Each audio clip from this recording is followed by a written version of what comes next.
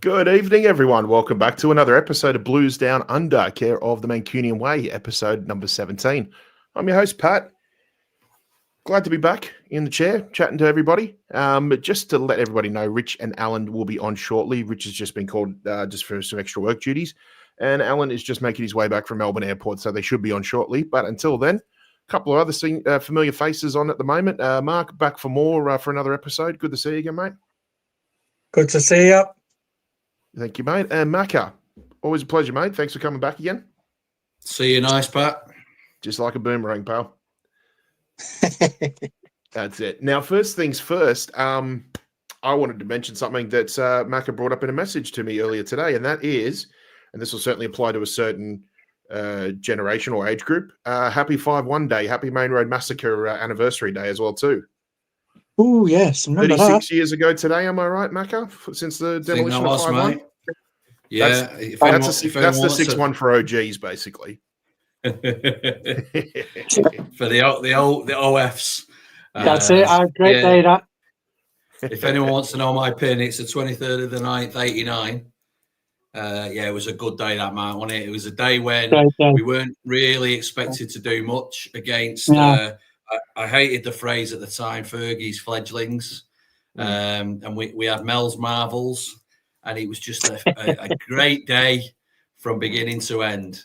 My own self, I didn't have a membership card because I refused to pay the £18 for a membership card to Swales because that was under Thatcher's auspices, and she was trying to get us all to buy ID cards if we weren't season ticket holders. So I've got my ticket in hand, and the security on the gate at the K-Pax is going, no, if you've not got an ID card, you're not coming in. So I almost missed it because of Swales. Again, it's all down to Swales, mate.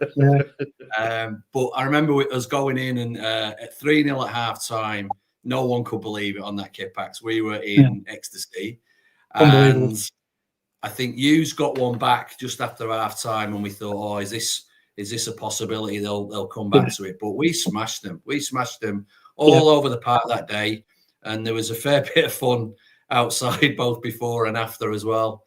So it was a good day, that. And I'm sure everyone will remember that final goal from Hinchcliffe to make it 5-1. When you see the TV coverage, he gives it that to the lads in the Platt Lane, which was United fans. But what you don't see, and I think it was one of the players, maybe Laker, grabbed hold of him, but he actually does that to him as well. So it was good. That was when we were big fans of Hinchcliffe. You know, I'm not sure it's the case anymore, but that was a cracking day, Mark, wasn't it? Yeah, brilliant day. I think I don't know if it was in the kit packs. I was in the main. I think it was in the main stand that day. I can't remember. But I was there. Great day, though. Brilliant. Fun and games before and after. Brilliant. Absolutely great day. We need to get the others in to talk about this, but when they come back, we'll re-jog their memory anyway. I've got to ask you a question about that game actually, just quickly, because we'll get on to the other important stuff, Arsenal, upcoming fixtures, etc. But I wanted to quickly talk about this because it is coincidentally, the anniversary of it.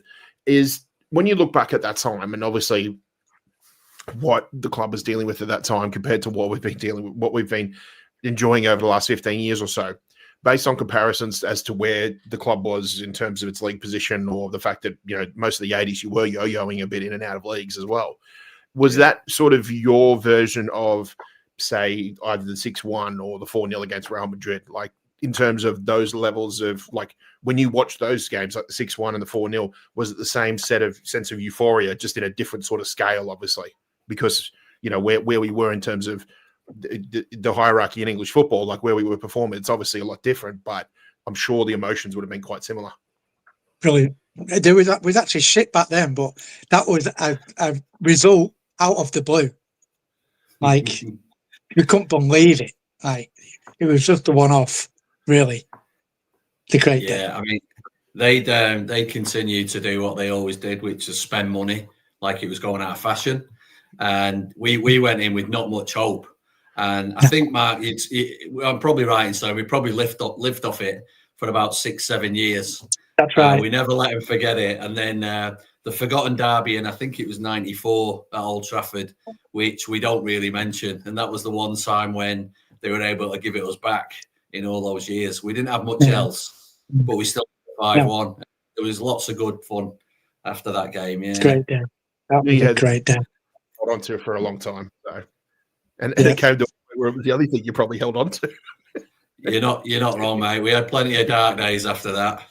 Yeah, definitely. Good times. I hope anybody who's old enough to remember it will obviously cherish that day. But am I right in saying, actually, I think that if you 23rd of September, if you go a month forward, I believe that's we lost Macca. He should be back shortly. I'm pretty sure the 6-1 is the 23rd of October. Oh, I don't know. I'm hopeless with dates. I'm pretty sure it is, actually. Funny coincidence that. Yeah, he's back. Mark, I was just saying before you dropped out, it was I'm pretty sure the 6-1 is the 23rd of October. Oh, it is, isn't it? Yeah, 23rd. I think it's only a month later. Right. Yeah. Funny little coincidence that, actually. Yeah. Yeah, and I had a good mate of mine at that 6-1. Where he always was the lad you went to. If you ever needed tickets, it was never a problem. And he always managed to score whatever he wanted. And on that day, he didn't quite fancy Old Trafford. So him and his wife went to somewhere like the Lake District. And so he gave the tickets away to my best mate and his son. And they were sat there in the away end watching the 6-1. He couldn't believe he'd given those tickets away. Brilliant. I think giving tickets away for the 6-1 is on the same level as those who left the ground early at QPR. Yeah, I think it's on the level. I was still in the ground with QPR, mate. I was sat next to my dad. Brilliant. Alan, we'll quickly get your thoughts on what we were just talking about before you jumped on. But before we do, I'll just quickly have a look who's in the building this evening. Straight off the bat, we've got a new member, and it's Abdullah, aka Coutinho. Is good to see you again, mate. Hope it all is being well with you. And of course, new member means a big thank you from Roger. I'm emotional. I mean, this is a dream come true. All these guys deserve. All these guys around here. So big up, mate. Much appreciated everything with the membership. So thank you very much. Martin's obviously said here as well too. Yeah, just put your details in the poll there as well. Don't forget to give us a like, give us a subscribe. A big thanks to everybody getting us to 7.5K. So we're certainly on our way now to the 8K, and hopefully, I think the target was 10K by the end of the season. So yeah, please, if you're passing through, give us a like, give us a subscribe, and obviously share it around to your mates. Anybody who may not be too familiar with football content on YouTube, certainly get them involved as well, mate, because we We much appreciate it anyway. Who else is in the building? Mingyi Wong. Good evening to Rich, Pat, and Alan. Thank you very much. Good evening to yourself too, mate, or good day to you wherever you are. Thunder Road, always a regular contributor. Big up to yourself, mate. I hope you're all right after the result on the weekend, but is what it is anyway. Episode 17, De Bruyne didn't wear 17, or didn't De Bruyne wear 17? Yeah, he did. It's possible we can do something on episodes based on shirt numbers, but to be honest with you, take away Kevin De Bruyne, I can't remember anybody initially off the top of my head that wears 17. I put mine on the chat. I put episode 4, obviously. Company. Yeah. Well, no, understood, but I mean, like, probably for going forward now. So next week will be the Stefan Ortega Appreciation Society. Oh, sorry, I'm looking at the wrong thing. Or the Fabian Delph Appreciation Society, because we forget how good of a left back he actually is. Yeah. Mark, yeah, as you said, you went number 4 for Company as well. Mark B's in building. Yeah, Rags cost 15 million, City 300 grand back then, if memory serves. Yeah. Farah said the same thing. It's all you've had to shout about. And Wilco's in the building as well too. Big up to yourself, mate. Hope all is well with you. Rich, Alan, before you joined us, we were just wishing each other a happy 36-year anniversary of the 5-1 Main Road massacre. I was there. Figured we want to get your thoughts on the day, because we just had some Mark and Macca have just shared some pretty damn good memories about it. I thought we'd just get a quick word from you guys about it before we carry on with current affairs. Well, Rich, I'd love to say I couldn't possibly have been around 36 years ago. So that sounds like bloody ages. 36 years ago. Feels like about 10 years ago.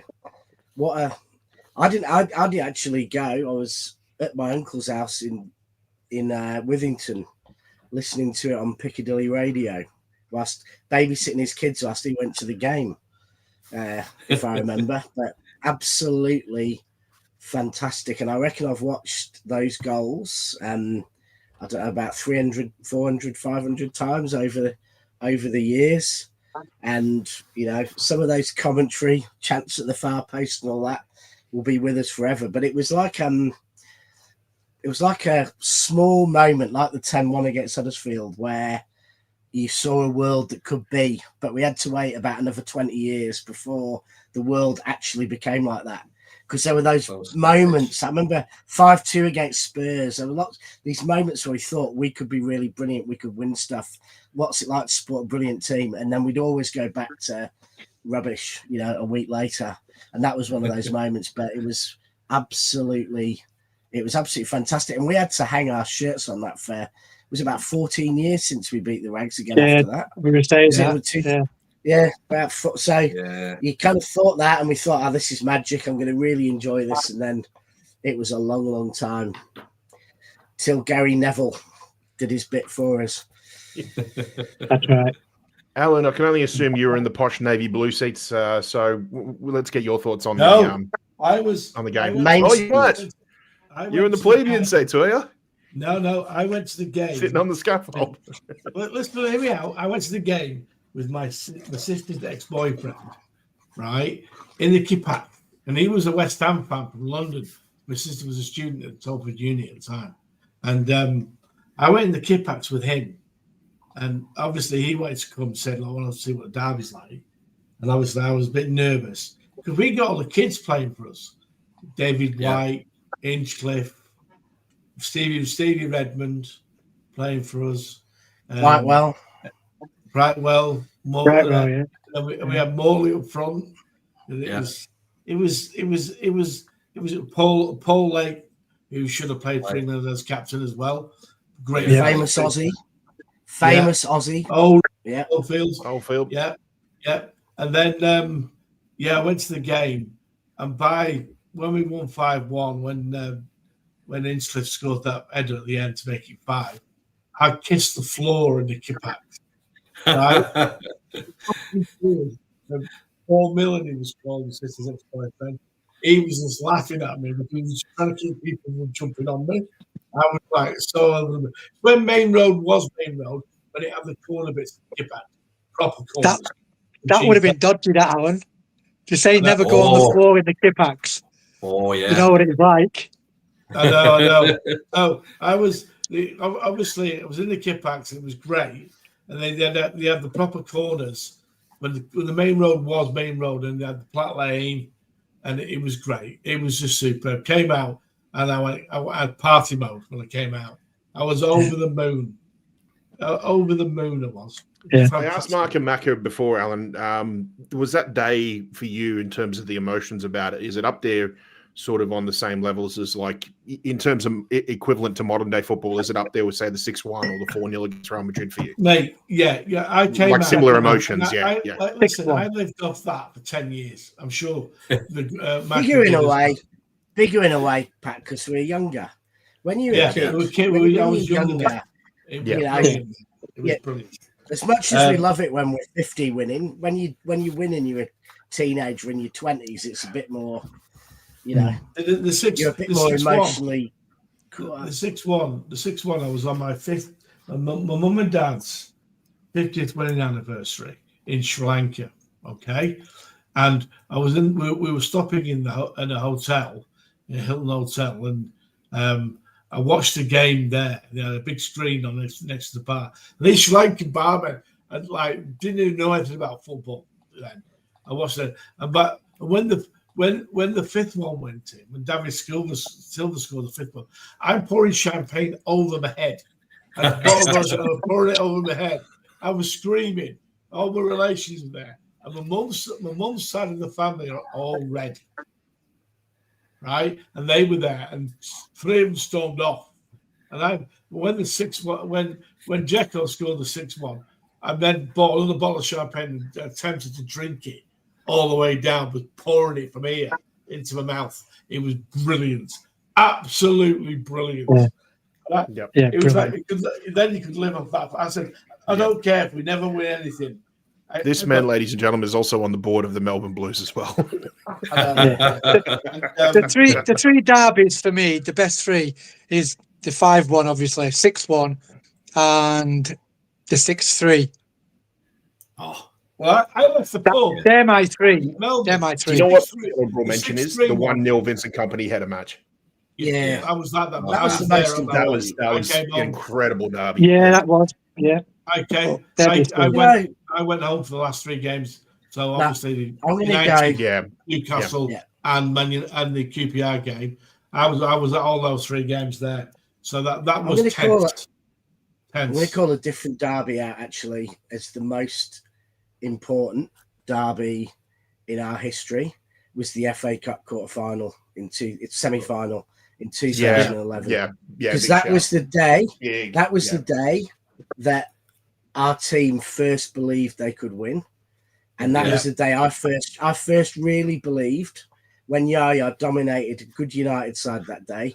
That was the first day I really thought we're actually better than them. This isn't us, playing up on the day or like in 2 cup finals of the season, or 2008 we played up, but that was a day where in a big game we were just better, and Yaya just dominated that game like few you've seen at Wembley, and I think that day was mentally for me as a City fan was just a switch of, it was like a flick of a switch that we went from a team who hoped we could beat them and hoped we could win things to that day a team who I thought, I came back for the FA Cup final sure we were going to win. It wasn't in my mind we could lose, and I think that was the day that changed it. Yeah, I love that, Rich.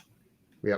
Right. Well, I think we've said enough about going down memory lane, but let's get back to the current season.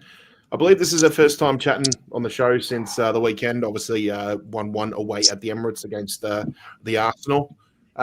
Just want to get your thoughts on everything, gentlemen. We might just go a little bit round table here. Jump in when you feel like there's something you need to add or anything like that. We'll see who goes first. Macca, might get you to go first on this one, mate. Might start with the lineup first of all. Was there anything that sort of stood out for you? Because for me, it was more about who wasn't in the Arsenal squad as much as it was who was or wasn't in the City squad for me. But you go on, mate, because I'll jump in later on. Yeah, I mean, I wasn't, if you remember last week, I wasn't too concerned about going to the Emirates. I think, it was important to get the win against Napoli. And, all the press was going around saying it was all to do with the sending off. We played really well. If they'd have had 11 players, we still played really well. And that was a really important result for us. To go into the Emirates on the back of that important win. And then I don't think we went with any fear. There's a lot of negative press about Pep's changed his tactics. We've gone put the part of the bus. Well, so what? We're going to the Emirates and we're going to go and try and win it. And we got an early goal and we had a few chances. It didn't quite go according to plan. But the greatest thing and the greatest compliment is Arteta just doesn't seem to get it, does he? He's away at City or he's at home to City and he still doesn't believe he can win it. He tries to be clever. Does the same thing at Anfield, mate. Does the same thing against Liverpool.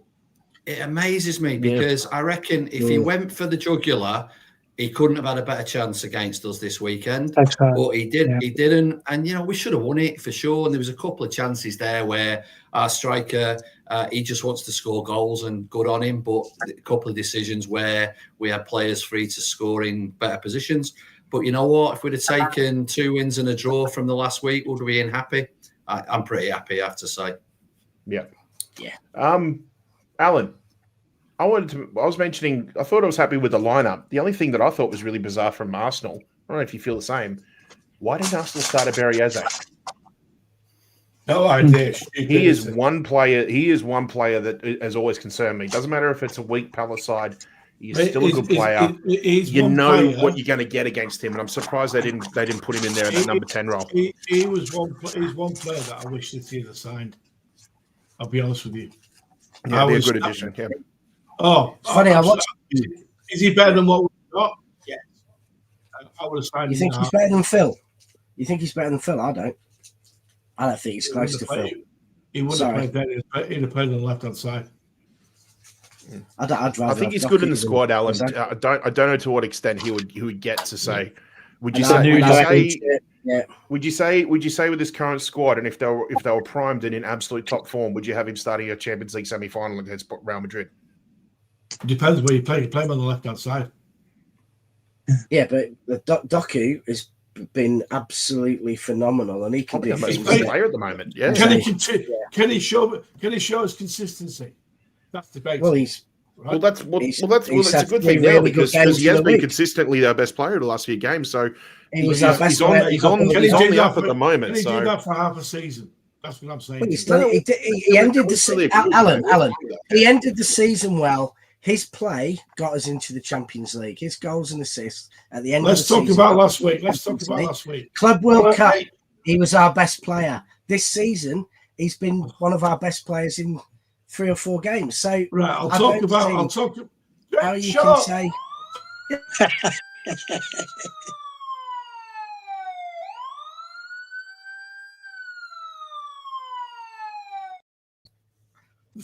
Right. Never mind if it's the blue wire or the red wire. Just cut both the fuckers. Carry on. Is there an agenda thing that can come up for Alan? The Alan agenda. I know. Let me speak of mine. I need Daps's clip. Doku, shit. If anyone had said to us, we'll have 2 wins and then a draw at the Emirates, I would have snapped their hand off at the beginning of last week, all day long. Yeah. So I was quite happy with the draw, even though it was a shame that they equalised in the last minute. I don't really give a shit about Arsenal, to be honest with you, or I don't give a shit about anybody else but us, right? I thought that City played with the players that we've got now compared to what we used to have. I don't think we'll challenge for the title. I really don't, okay? I think if we go to the top 4, we stand a chance of that, right? I think I'm being realistic. I still think we're 3 to 4 players short of a team that can challenge for the title, right? And that's my own personal opinion. But we played to our strength because we have got quick players up front now, and we played on the break. We defended well. I thought that we're not going to pass out from the back with the fullbacks that we've got at the moment, especially when we've got the I don't know what he is, the Russian lad on the right hand side. He's not going to go running down the wing, crossing and we were playing away at Arsenal. They held the line. We did the job. Arsenal didn't really threaten us. Second half, they were better because we took off our forwards and they were knackered. And you could see, because they played the players in every single game, that we were leggy second half. We were shattered. And you could see that. And it just shows that how weak our bench is at the moment. Because we weren't putting really, we put them on and we struggled. And we held on to the last minute. And to be honest, it's the first time the defence stepped out and pressed in the whole game. And they got caught all ball over the top, which they did. So, but if you're asking me, I'm happy with 2 wins and a draw last week all day long, because I expected to go to the Emirates and struggle. I'll be honest with you. And I agree. Alan. I agree. I think you said it, Rich. I'm sure it was 2 wins and a draw. You can't go wrong with that. But I wouldn't have minded. I wouldn't have minded a win, draw, and a win. Yeah, that would have been better. Yeah, I said to you, if one of them had to be a draw, it would have been Napoli. 100%. Definitely. 100%. Yeah. And the thing is, Alan, like, I think Doku's still shit. Doku has been, Wow, it's a new Doku, mate. It's a new Doku. Yeah. I think the reality is that Alan's right about the squad with the injuries we've got, but those players will come back. And I still think with a fully fit squad, we've got the best. With Arsenal, the best squad in the Premier League. We've got a much better squad than Liverpool. Do you? Yeah. Liverpool have got. I agree. Well, Thunder Road, our resident Arsenal fan, said here he's in the attacking midfield, and he's kind of, Arteta's kind of doing what Pep's done with Foden numerous times, where he keeps putting him out wide when he should be in the number 10 role. Liverpool are relying on luck with injuries to win the league. Yeah, because they've got no one to cover. No one to cover Gravenberch. To be honest, again, no one to cover Van Dijk. No one to cover Canale. No one. They'll get an injury back there, they're knackered. And I think they've got worse fullbacks than us, to be honest. I don't think they've got fullbacks who can defend. And I think their fullbacks have looked awful this season. They've got the winning mentality. They have got a bit of the Ferguson will play crap and win, because Liverpool could easily have lost every game this season that they've played. Bournemouth were better than them for large chunks of the game. Van Dijk looked like Cameron Simpson-Puzzi against Sporting Lisbon against Bournemouth, and everyone's hyping them up. If they stay fit, they'll probably win the league, because they have got amazing attacking talent. But if Gravenberch or Van Dijk gets injured, they're going to be like us last October, because they've got nothing there. Arsenal have got cover in every position, and I think we have now. So maybe not quite the $500 million forward line that Liverpool can have, but we've got a better spine than them. And I think Arsenal, I think, have been the best side I've seen in the Premier League this year has been Arsenal by a mile. Like Arteta bottled winning at Anfield. That was Liverpool's only shot of the game, and it was a freak goal and the only shot of the game. They were better. But Arteta is going to have to, grow a set of kahunas if he wants to win the league, because I don't think at the moment, with the points you need to win the league, you can go and just rely on getting draws from your rivals. Because if they're the most, Arsenal are the most balanced side, but it's Arteta. It's all on him, isn't it? He just can't seem to get over the line. He's got to be a bit braver, a little bit braver. That's right. Yes.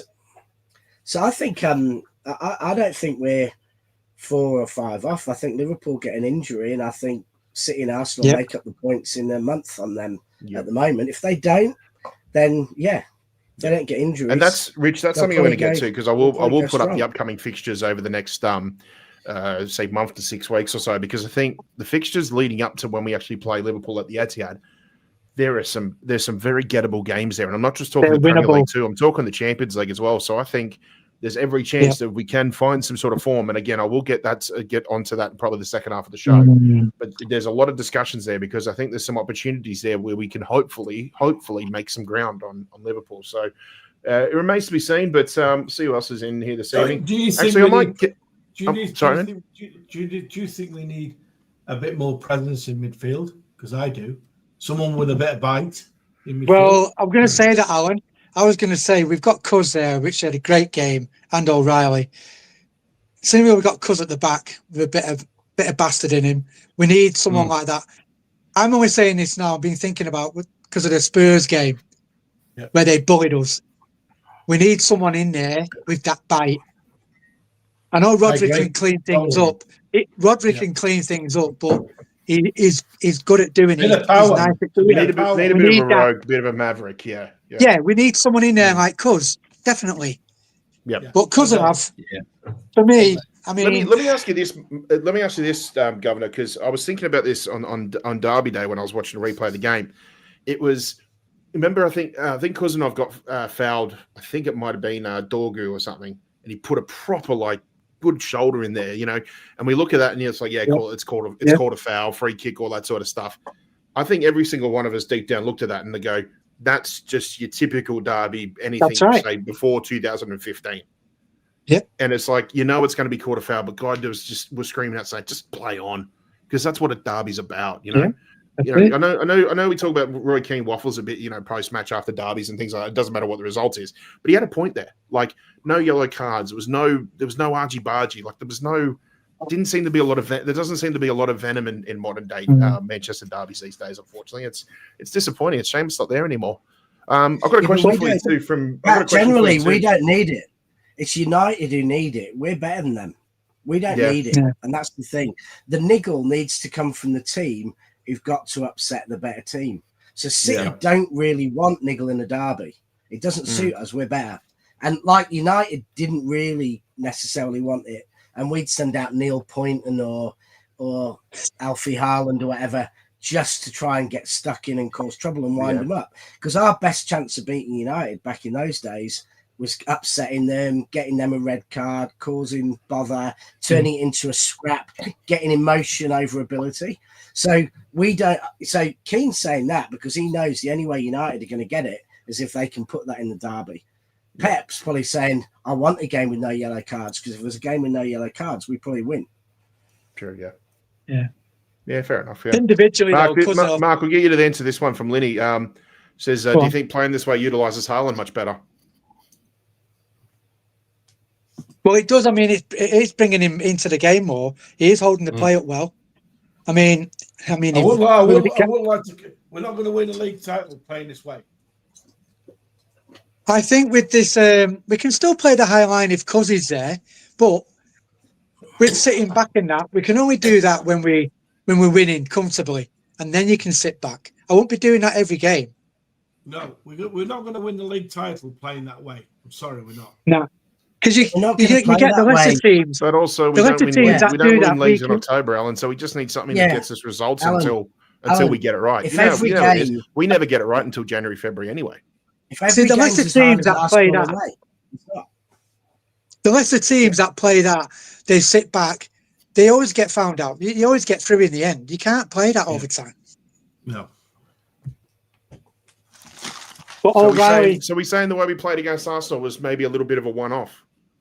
Because they've tried the shit houses over the last few seasons, so we thought we might just throw it back at them twice as hard. I don't think there's nothing wrong with it. I just think we did it a bit too early. Problems with it whatsoever. All I'm saying, what I have a problem with is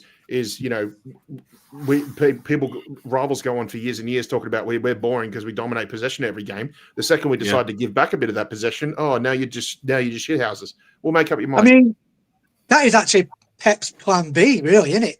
It's the first time he's really done that. Sat back I don't think he had the choice, though. I think people are kind of ignoring the fact that last weekend we played Sunday, they played Saturday. They then played Tuesday. They had over 48 hours more rest for a home game than we had for an away game. So we had to spend a day travelling down there. They didn't. So we pretty much lost 72 hours versus them for that game. We didn't have a chance to prepare. So I think Pep did what he had to do. One, conserve some energy from the players so that we could actually last nearly long enough to win the game, and also tactically very, very simple, because we had 72 hours less than them. So we've got to accept that that's not easy. Your hardest game of the season in the league, and you're doing it off the back of a late Thursday night game, a big game as well. The question Unless for me was, we had a day less. So I think, we need to be. the question for me was, when he took Haaland off, why didn't he was Macassar on the bench? Why we had no out ball after they got taken off? Why didn't they just put him up front? Have him there. I agree. I suspect they thought that he'd be too easy for Saliba and Gabriel to deal with. There was no out ball though. I mean, just put him up there. Yeah. We had nothing on the bench. We had nothing on the bench. Docu on his own. Those two. Yeah, but putting a kid up against those, losing a player. There's been 3 clubs looking at Masaka in the last few weeks anyway to try and get him. I would have put him on because you know he's going to get 90 minutes at Huddersfield. Yeah, I would have put him on. Well, just we don't know that yet though, because the EDS is playing at Bolton the night before. Oh, so okay. I think the question then becomes is we need to look at what happens on Tuesday night away at Bolton. I know it's not the Reebok, but it'll always be the Reebok to me. What they do at Bolton will determine who most likely starts up at Huddersfield. So that's going to be a big factor as well. Rich, SOS answers your question here about the derby. We need a Ben Thatcher. Jesus. Hey, I was at the Etihad that night when he made that crunchy. Oh God. Tackle. Jesus. Killed him. I thought he killed him. Never play him again after that. No, that was horrible. That was horrible. That was a real bad one. I remember is Huddersfield on telly here? Yes, PSG TV. Sorry, BN Sports has it. Oh, was it Paramount? No, PSG TV, aka BN. I'll get it on the stick. I've got the fire stick. So yeah, I'll get it on that. It's Oxford United TV. That is. Rich, you need to get the Amazon Fire Stick, mate. Get onto that. Yeah, it's brilliant. No, I've got being so I can watch the U's occasionally. I like a bit of Championship football. I find myself watching it. It is all right, to be fair. I've got to say, what I love about Championship is the atmosphere. There's times of the season where a club can win 2 games in a row and end up in the top 6. They could be in like 17th position, win 2 games, be in the top 6, or they could be in City in 7th place, lose 2 games, and finish and be in 20th. The changes can be stuck in a bit more, and the atmospheres are good. The atmosphere's better than the Premier League. The crowds, you can hear them and getting on the players, and they get stuck in a bit more as well. It's like football, 15, 20 years ago, or maybe 25 years ago, the Championship. A bit more like it was when we were young. Whereas the Premier League's a bit sanitised. Hopefully United can find out all about that next season, We can but dream. Yeah, that's right. Yeah. Can I just mention about O'Reilly? What a game he had. Yes. He had Madwecki in his pocket and then Saka. Yes. That little nutmeg he did on Madwecki was brilliant. Class. Nick O'Reilly must have had a halftime talk from Nathan Ake, because we all know Nathan Ake owns Saka. Brilliant. Yeah, he's taking a leaf out of Nathan Ake's book with that, and brilliant. Fair play to him. Kids playing like, he doesn't want. He's not expecting Ryan Ake-Norrie to come back anytime soon. So, I hope he puts Pep in a position where when Ryan Ake-Norrie's match fit again, he's going to have a good problem. I just keep playing it. Yep. Very mature performance, that one. The kid wants to play. Get him in against Huddersfield. I mean, I know we're all gutted. We're all gutted because it was there for the taking. I mean, all right, Donnarumma was in no man's land, but you can go back. Aki kept him on side, and you can also go back even further where Reinders should have kicked it in the corner or whatever. Yeah. Do you know what I mean? And we would have won the game. Yeah, we shouldn't. Our back 4 pushed up. They shouldn't have done that. Should have dropped too high. Yeah. But Reinders should have given it Savio and took it in the corner. Yeah, should have put it in the corner. Run the timeout. Like Raz used to do. It all originates from somewhere, and I think if he killed it off before there was any opportunity, should have. It's just one of them things. You can go back and back, but it's just one of them things, wasn't it? But it was gutted. We nearly did it. I think the reality is we've seen it in so many times the other way.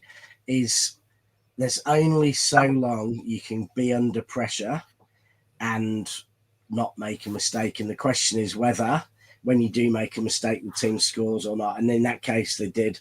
But we've seen the amount of times teams have held us out for 85 minutes and then just one mistake. And if we're clinical, we score. And on other days, what got me as well is even the Arsenal fans had a meltdown is when they actually celebrated the goal. They didn't even bother to get the ball at the back of the net and go back. They all went and celebrated for 2 minutes. And the only player who didn't was Zubimendi, who apparently celebrated for a minute himself and then decided to go get the ball out of the net. Yeah. They were happy when he was gutted. Yep. And they were straight on the bus for that, straight on the phone for that open top bus for Monday with the we beat City. They love booking them early, don't they, mate? They love booking them early. Mate, they love it. Yeah. So do you know what I'm looking at with this performance right now? For now, it's 2 points dropped. But in 6 months' time from now, we could be saying that's a point gained. I think so. That's why I'm not getting ahead of myself on the result right now. The result is what it is, but it may be something that we may look back on in 6 months' time. We may look back on it in 6 months' time. The injuries we've got, and we had last week, 2 wins and a draw at the Emirates. You snap your hand off, mate. I don't care what you say. Yeah. Maybe come 85 minutes, it's a point dropped. It's 2 points dropped, but that was always going to be a point gained. I think, and I think it's 2 points dropped for Arsenal, and I think the Arsenal. I mean, it's interesting. Before the game, there was a lot of starting to get a little bit anti-Arteta, and they're saying if Arteta picks this team, it's trending. We're going to get a draw in their universe. It's trending. But and I understand it because I was in 23, 24 when we won the league. Arsenal came to the Etihad, and we were not in good form. We had injuries, we had problems, and they were in amazing form. And then they played for a draw, and I said at the time that's going to cost them the league, and it did. Because they could have beaten us that day. They could have been league champions, but they bottled it. And normally when you bottle it, you overreact. But Arteta stubbornly stayed in the same bottling it behaviour. And I think... Do you think he believes his own bullshit too much? Season, I think he's relying on other teams dropping points and draws being enough to get through. And I don't think in many of the last 10 seasons... Last season, ironically, it would have worked, but Arsenal went crap. For the last 10 years, the league's been won with big points totals. Big points totals. You can't afford to not try and beat your rivals, or you're not going to win. You're not going to win it. And Arteta's got to make up. He's got to be brave enough to lose before he can win. And at the moment, he's not. And that's not to put say about Pep. Pep is brave enough to lose. Pep's done some mad things to try and win games at Anfield over the years, like things that you're like, what on earth is he? I think he's not afraid to lose because he knows he gets a better tune out of his players when they do. Yeah. And I think Arteta's got to change that.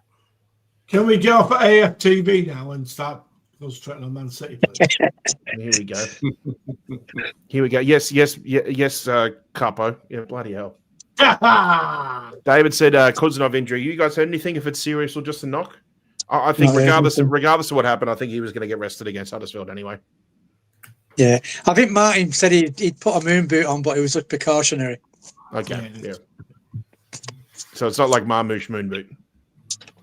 No, I don't think it is now. Hopefully not, anyway. So it's on BN Sports, is it? Greg says League Cup £8.60 on Peacock a month in the UK. To put in perspective, because BN Sports does Carabao League Cup over here. What's the maximum amount of matches you can play in the League Cup if you win it? Something like 6? No, it's about 7 or something, I think, isn't it? Yeah. 3 rounds, about 6 or 7. So it's like 3 rounds, 2 legs in the semi-final, and then the final. For a whole season of Carabao on BN Sports, it's $150 Australian, so that's 75 quid. So even if we win the League Cup, you're paying something like £15 a match. It's an absolute joke. Just get the stick. Yep. But it means the fire stick, ladies and gentlemen. You get to watch Championship football. couple of live games a week. So if you like football, and they've got some other sports on there, and they've got some European football. So if you like football rather than just watching City, then beIN TV can have some good stuff. And I think they do like season tickets for all the championship teams, so you can sign up and get a season ticket. So I got a mate who's a big Wednesday fan, who's, even though they're second bottom's pleased because United are bottom. Yeah, they're 4 points clear of them now. That's the worst start to a season. Imagine like Sheffield United. Actually, speaking of championship, did anybody see Southampton and Portsmouth play the other week? Actually played the same. They played before the derby. Yeah, I completely forgot about it. I would have stayed up and watched that. That would have been 0-0, wasn't it? For me, that's probably the most brutal derby in all of English football. Yeah, but I think it was a shit game. 0-0, I heard it was too. I think it was always going to be a grudge match. Whatever, because how often do they come around? Maybe once every 5 years, 5 to 10 years. Yeah. I just hope the return of Fratton Park later in the season is going to be a spectacle.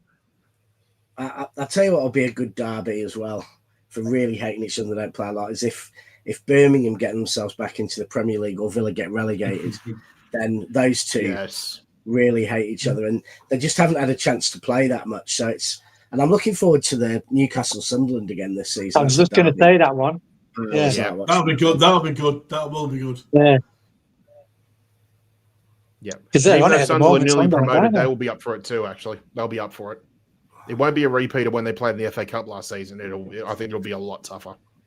Yeah, I do. Sunderland will be much more suitable for a game this season. Newcastle aren't looking all that really.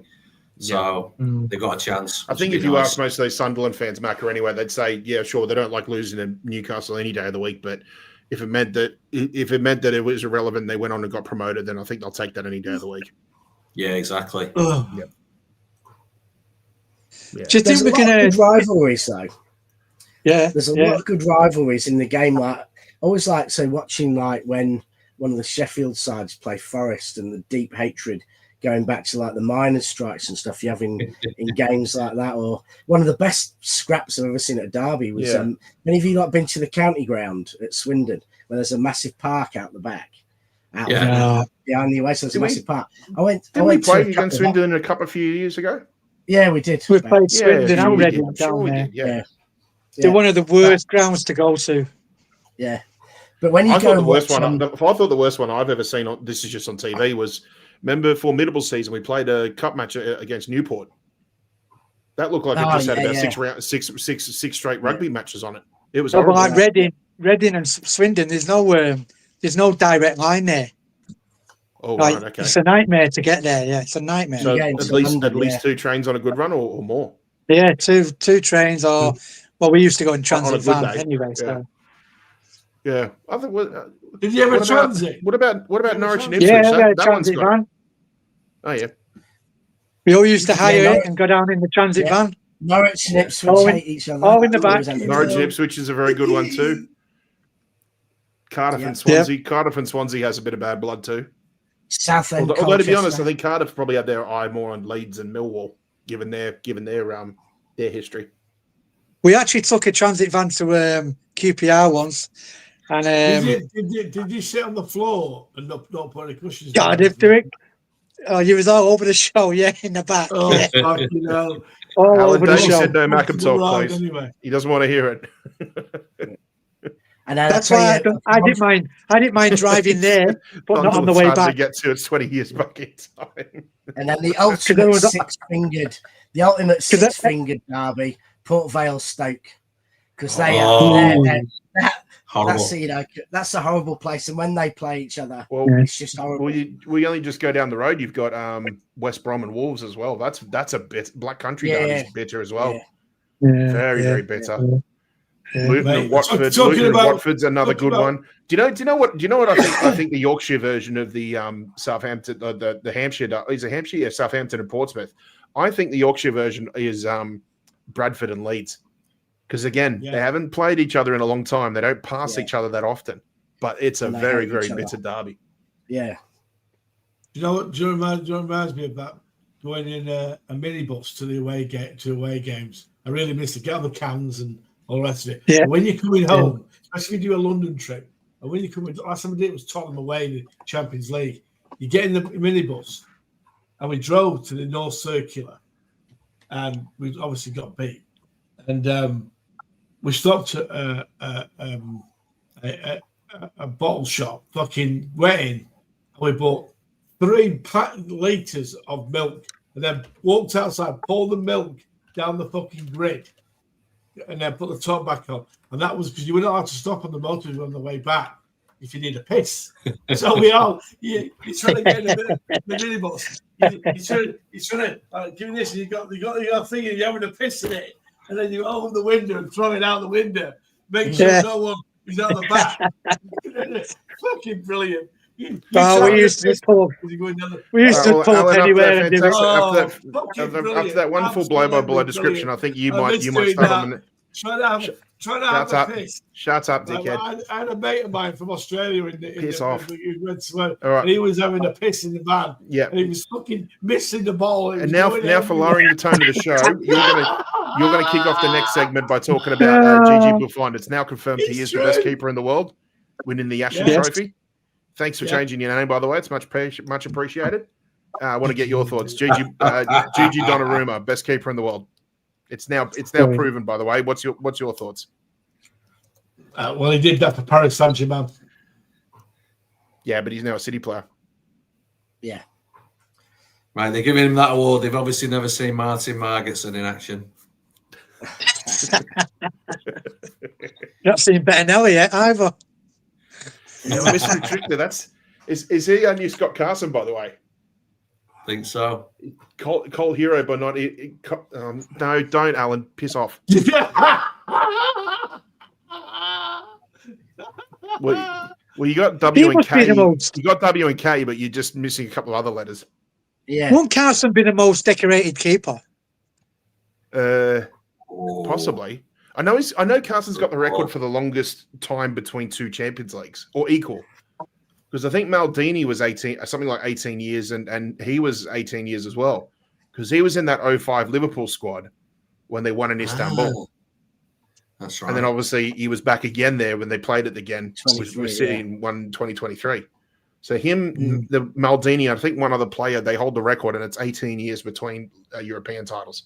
I mean, actual keeper. Being most decorated keeper. Maldini. I think it'd be Casillas. Surely it'd be Casillas would probably be the most decorated. Don't know. There you go. That's a question. Yeah, I'm hitting up the Google anyway because I'm curious to see. Most decorated goalkeeper. Let's have a look. They're actually saying it's Lev Yashin. Only goalkeeper to win the Ballon d'Or, Olympic gold, European Championship, 5 Soviet championships. So he pretty much won a ton of stuff in Russia. Yeah. So in terms, I think in terms of individual accolades, he's probably the highest. But I don't know. For me, my initial thought is the shout is Casillas. Yeah, I was thinking more the major trophies, you know. Yeah. Well, I mean, I include that because, I think it's Yashin based on his individual accolades, but in terms of, your team accolades and maybe also what you did for your country as well, it would have to be Casillas. I mean, World Cup, 2 Euros, countless Champions Leagues, unlimited league and domestic cup titles, like countless. I'm sure he was in for the Yashin Trophy every single year as well. Surely. Well, I think 3. I think Buffon and Neuer, maybe Casillas as well, have won the Yashin Trophy 5 times. So I think they're the ones who've dominated the best keeper in the world award. But I mean, obviously, if you play for Barcelona or Real Madrid, you win the league every second season. So if you play for them for a long time, you're automatically going to be getting, far more awards than you would anywhere else for titles. But there's probably they actually played, Rich. They actually played as well. Yeah. I mean, like Neuer would have won the Bundesliga about 10 times, wouldn't he? Yeah, probably. So I think didn't he win about 8 in a row? yeah, so Neuer would Yeah. get stuff like Casillas in many ways. Yeah. What about John Davies. Burridge? Burridge. Yeah, Burridge. I mean, he's Great keeper. Great keeper. He won the best warm-ups. Yeah. How old was he when he played for us? About 41. 43. Wasn't he like over 40? Was it 43? 43. Yeah. Brilliant. Yeah. Happy days, those, Rich. Happy days. Yeah. He was, mate. Big Joe was my favourite. Big Joe. Yeah, me too. He was my favourite. Yeah. Joe Loved him and still love him. Yeah. Guys, does He anybody want to always, have a quick... just mention, he used to always, before the game started, always go to Helen, give him a kiss, A little bit of heaven. and then she gave him a bit of chewing gum as well. Yeah. No. Always before the game. Yeah. Yeah. She did. Remember that. And the keeper I loved after him was, when I was, probably the second season, because Joe was playing when I first went to see.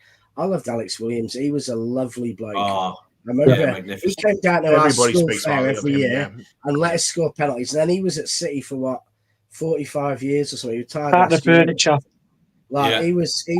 He was one of the absolute biggest gentlemen ever to work at the club.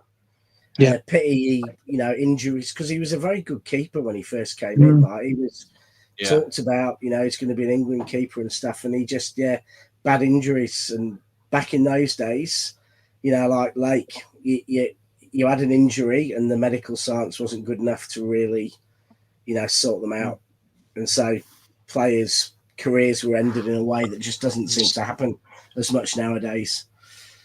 Yeah. Yeah, and a Moss I'd like to go with it as well. Local boy. I love the fact that he was in the team and Clive was in the team. They lived just across the road and they played for that team. That was brilliant times. Yeah. Rich, Davey's got the answer for you for your goalkeeping thing. It's it was a North Korean. They won a lot according to Kim. Yeah. He got 14. He got 14 holes in one in his first ever game of golf, didn't he? No, he got 18. He got 18. No, he didn't. No, he got a couple of 2s and a 3. No, he got 19. He was walking off to the 19th hole. He threw his ball into the crowd, and it still ended up in his pint glass. I thought Davy's shout on Dino's off was a good one, though, mate, because wasn't he captain for the World Cup winning team? Yeah, Dino's off. Yeah. Yeah, great keeper. He was about. He was old. He was very old then. He was about 82. Yeah. Yeah, B's off. Guys, Carabao Cup kicks off this Thursday for us. We travel up to Yorkshire, South Yorkshire. Is it South Yorkshire, Huddersfield? I think, yeah. West Yorkshire. West Yorkshire, thank you. West to Yorkshire. Huddersfield, who are currently having a decent start to the League One season, their League One campaign, currently sitting in 5th. We know them best for, obviously, their time in the Premier League, probably going back about 5-6 years ago now. No, we don't. We know them best for banging 10 goals past them. Yeah, we put 10 past. And they weren't in the Okay, well, your age bracket does. Yeah, okay, your age bracket. Yeah, that's right. I got to remember on the young one. Yeah, that's fine. Yeah. 3 hat tricks. And their goal was scored by an ex-Blue. Yeah.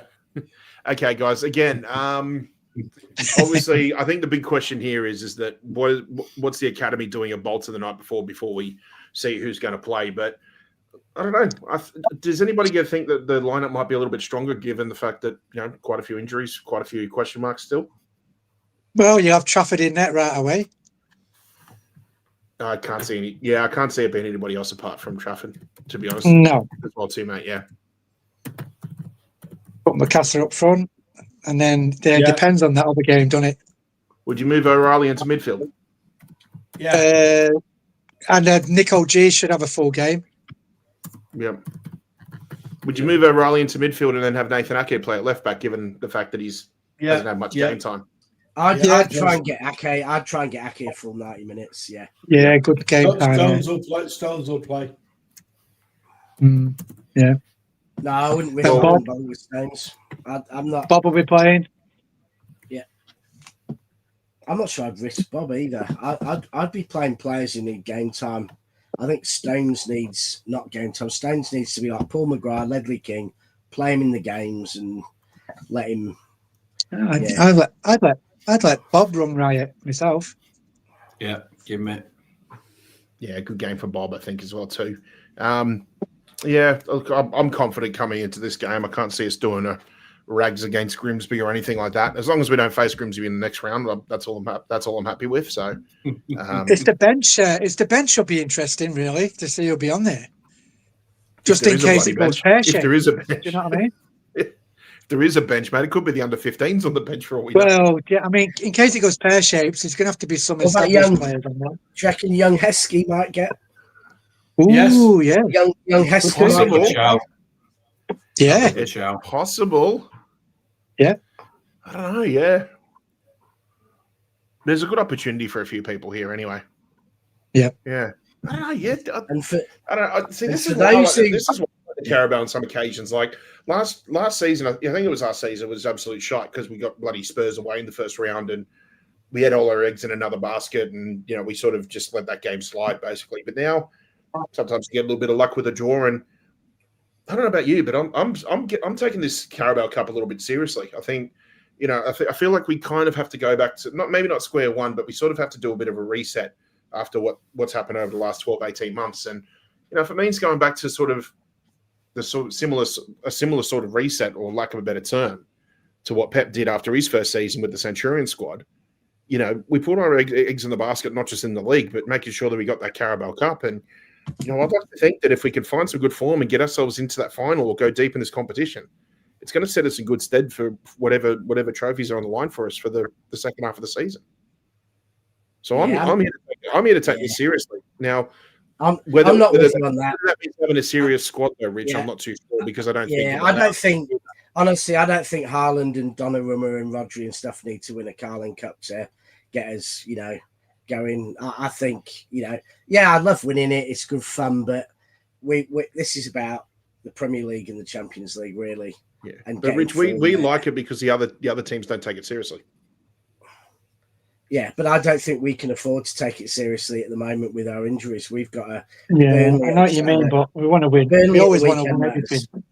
We do, so and we should we'll just play this until we. Kids. Are you saying we'll just play this until we end up until the next round when we play at Anfield? I think. Well, if we, I wouldn't be playing. I wouldn't be playing Foden and Haaland, etc. at Anfield in a Carabao Cup game. That's for sure. I mean, we should have enough to potentially get us to the final just playing reserve. But for me, it's about getting games into experienced players' legs. So like players like Ake and players coming back from injury, Savio, players who need game time, get them game time, get them fit, and get the kids who are, you know, potential squad players like the Macassars who are going to be on the bench, get them 90 minutes so that they're used to playing. Yeah, they'll be chomping at the bit, won't they? Yeah. But I don't want, you know, your Donnarummas, your Diaz's, your Rodri's, your Allen's going nowhere near it. Carling Cup. Nowhere near. This is a good rest from this. Good break. Yeah. Listen, guys, I'm going to have to shoot because I was getting off a plane before, so I'm knackered. I'm shattered. Yeah, fair enough, mate. No, thanks for coming on anyway. Yeah, so we'll have to see you on here during the week, mate. Yeah, so all good. Right, thanks for coming on, Alan. Yeah. Take care, mate. Have a good night, mate. Cheers, mate. See you, mate. Big thanks to Alan. We'll hope to see him later this week, probably more than likely back on Thursday night chat anyway. I just wanted to bring up, you know, obviously there was huge talk coming into these last three fixtures we've just played and, you know, off the back of the two losses with Brighton and Spurs. But now I think, you know, certainly there's a lot of more positivity, and I think we've got to tails up a little bit more now about the way we're playing. And you know, given the fact that we've just come off, in a way, through for their own different reasons, three tough fixtures, I think, I think looking forward to the calendar and the fixtures across all competitions, I think there's a good opportunity here to put ourselves in a position where we may be able to put our nearest rivals at a bit of pressure in the league. Now, if you just bear with me a second, I'm just going to put up the where is it?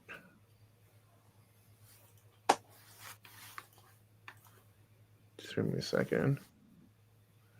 So I was just going to put the share the screen of the fixtures that we've got coming up over the next couple of weeks. Yeah, I think we've got Was it 6 games, 7 games before Liverpool?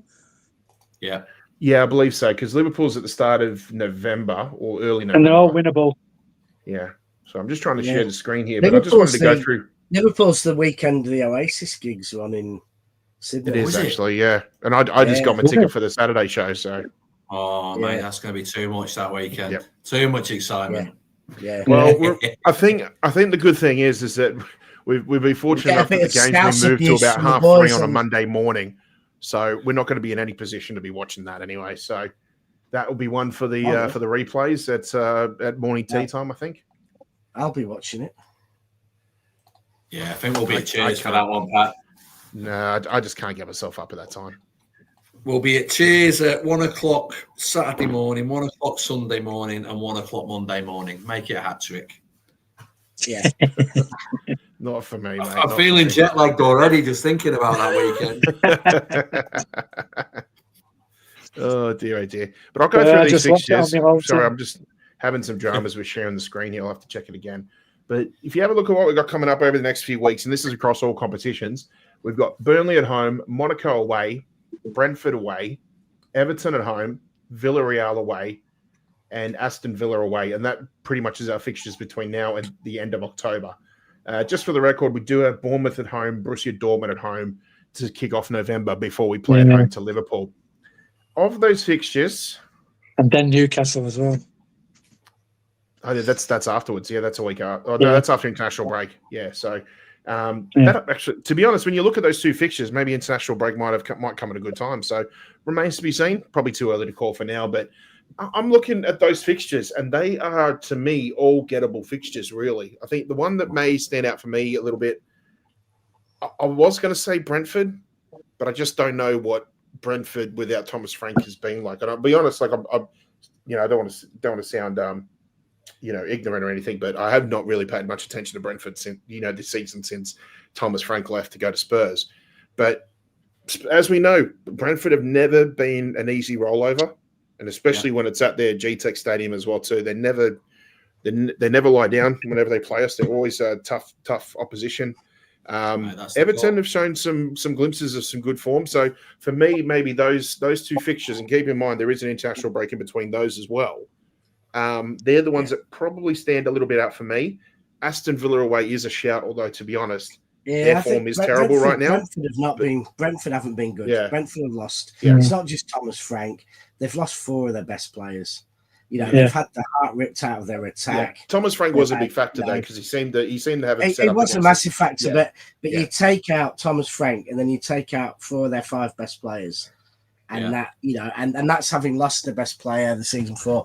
That is very, very, very hard for Brentford. I think Brentford, they're just above relegation, aren't they? They've really struggled. And you've got to remember Everton won't have their best player.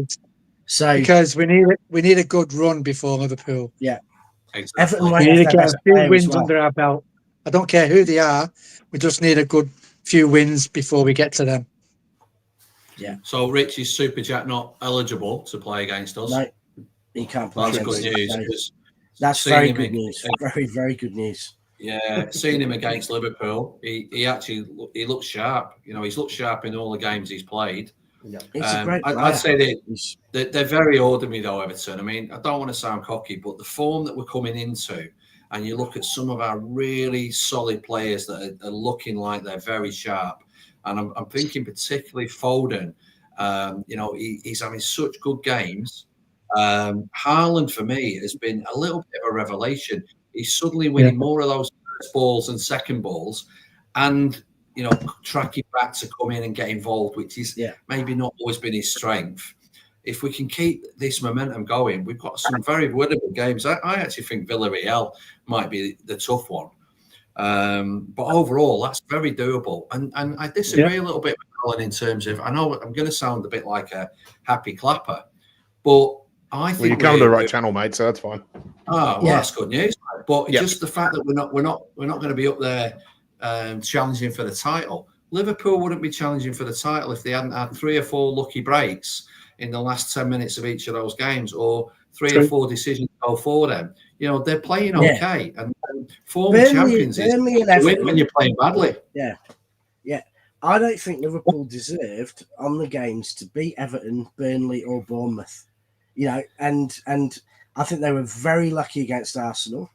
So, you know, you look at Liverpool's season and, yeah, they've got phenomenal results. And ultimately, results win your titles. So we can't deny that those points are now in the bank. It doesn't matter if they played rubbish, and they could start playing well. But they could as easily be on 3 or 4 points in the Premier League as on 15 on the games. And that's just, that's life. But, you know, we've got to track him, we've got to play him, and we've got to beat him. Because that's how we do you see what Liverpool's doing at the start of this season, drawing a similar sort of parallel to how we started last season? Yeah, when you're getting points, but you kind of think there's a bit of a problem. You're getting a job done, but then if someone says, how did you do it? You're kind of like, yeah, it's a tricky one. I was going to say Aston Villa. Television did say Aston Villa would probably be the trickiest one there, but their form's terrible at the moment. Now, don't get me wrong. I think Villa under Unai Emery can turn it around pretty quickly. But right now, if they don't get it sorted out, they're going to be there for the taking for the first time in several years, actually. Yeah, a lot of these results, I think, this season, they're all going to be after 90 minutes, aren't they? These results. I think it's going to go that way. These late goals. Seems to be a trend already happening, you know. So you've got to be on it, you know. 95, 100 minutes, you've got to be on it. Yeah. So at the moment, we're currently 8 points behind Liverpool. What would be an ideal?